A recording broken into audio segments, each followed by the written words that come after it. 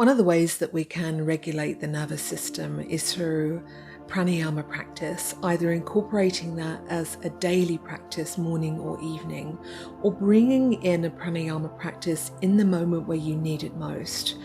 We know that when you lengthen your exhalation versus your inhalation, we increase a parasympathetic nervous system response.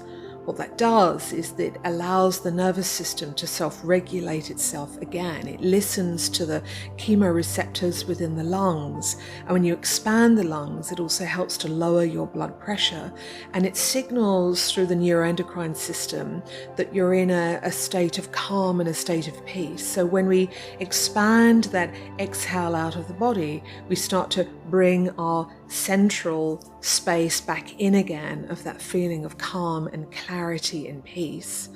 We also know that nasal breathing is key. The science of the last 5 to 10 years around nasal breathing really just emphasizes what the yogis have been exploring for a long time.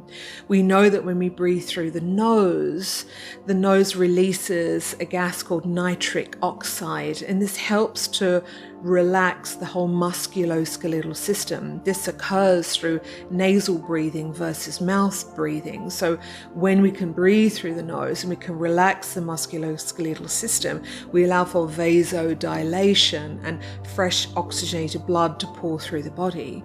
We often forget these techniques in the moments where we feel the most angst or a sense of panic. But really, these pranayama practices aren't just here for a daily practice, they're here for the in-the-moment experiences when we really need them most.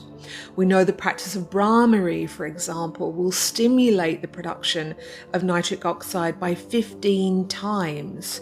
So science is confirming that the humming of the black bee, the humming bee, the female bee, creates that vibration within the pineal gland. The yogis would say that the pineal gland sits in what's called the cave of Brahman.